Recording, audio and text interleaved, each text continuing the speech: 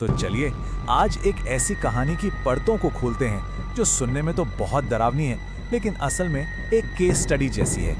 हम ये समझने की कोशिश करेंगे कि कैसे एक छोटी सी लगने वाली गलती अलौकिक कब्जे की एक भयानक चेन रिएक्शन शुरू कर सकती है। हमारी इस पूरी कहानी का जो स्टेज है वो है चौराहा।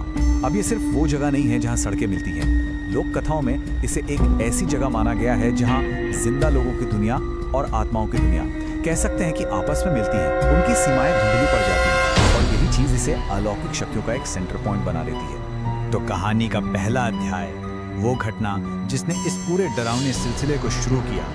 होता यह है कि आधी रात को एक औरत अपने दुर्भाग्य से पीछा छुड़ाने के इरादे से कुछ चीजें जिन्हें क्रिया सामग्री कहते हैं चौराहे पर रख जाती है।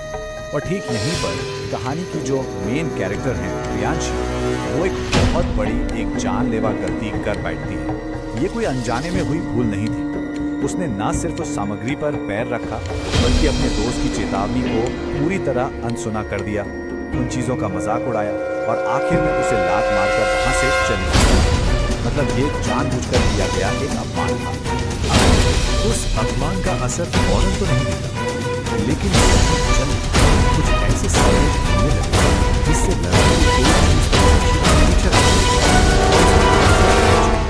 शुरुआत में तो ये सब बहुत हल्का था, बस फुसफुसाने या किसी के रोने की हल्की हल्की आवाजें।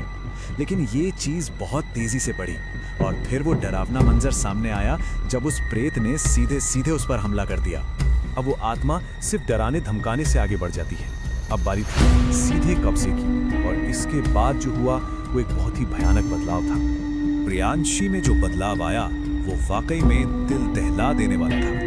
कहाँ तो वो एक आम थोड़ी परेशान लड़की थी और कहाँ अब उसकी हंसी में कुछ इंसानी भय। वो भूखों की तरह खाती थी और हद तो तब हो गई जब उसने जिंदा कॉकरोच तक खा लिया। ऐसा लग रहा था मानो उसका अपना कोई वजूद बचा ही नहीं है, उसे कोई और चला रहा है। जाहिर है इस तरह का अजीब और डरावना बर्ताव देखकर परिवार ने पहले एक मॉडर्न, एक तर्क संगत रास्ता अपनाने की सोची, लेकिन अस्पताल में भी कुछ हाथ नहीं लगा। डॉक्टर्स के लिए ये सब समझना नामुमकिन था। उनके वैज्ञानिक नजरिए में इस अलौकिक व्यवहार की कोई जगह ही नहीं थी, तो उन्होंने इसे एक मनोवैज्ञानिक समस्या बता दी। कहानी में सबसे चौंकाने वाला मोड़ तब आया जब प्रियांशी, जो बेहोश थी, बोलने लगी और वो आवाज उसकी नहीं थी।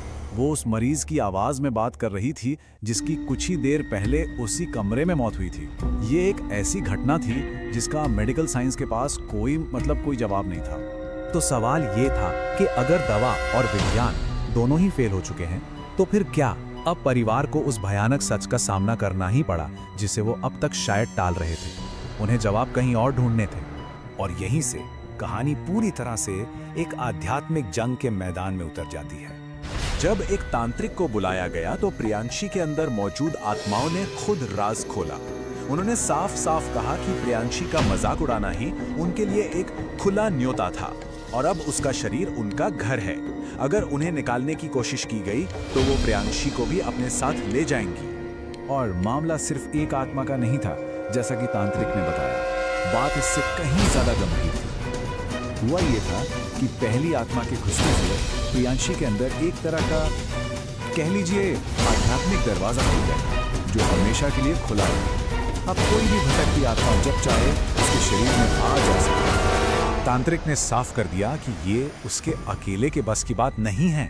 प्रियांशी को बचाने के लिए 51 अघोरी साधुओं की महाशक्तिशाली आध्यात्मिक ऊर्जा की जरूरत पड़ेगी। और फिर शुरू हुआ वो 5 घंटे लंबा आध्यात्मिक युद्ध। पहले महायज्ञ की अग्नि जलाई गई, फिर प्रियांशी को जबरदस्ती उस यज्ञ के घेरे में खींचा गया। घंटों तक चले मंत्रोच्चार से आत्माएं कमजोर पड़ने लगी और एक एक करके उन्हें बाहर निकलने पर मजबूर किया गया। और पूरे 5 घंटे बाद जब आखिरी आत्मा भी निकल गई तब जाकर प्रियांशी बेहोश होकर गिर पड़ी। तो इस भयानक आध्यात्मिक लड़ाई का आखिर नतीजा क्या निकला? और सबसे जरूरी सवाल, इससे सबक क्या मिलता है? हाँ, प्रियांशी की जान तो बच गई, लेकिन उसे पूरी तरह से ठीक करने के लिए अघोरियों को उस आध्यात्मिक दरवाजे को हमेशा के लिए बंद करना पड़ा जिसे प्रियांशी ने अनजाने में खोल दिया था। और भविष्य में ऐसा कुछ दोबारा ना हो, इसके लिए उस पर सुरक्षा धागे भी बांधे गए। लेकिन तांत्रिक की कही एक बात इस कहानी की सबसे बड़ी और डरावनी चेतावनी है।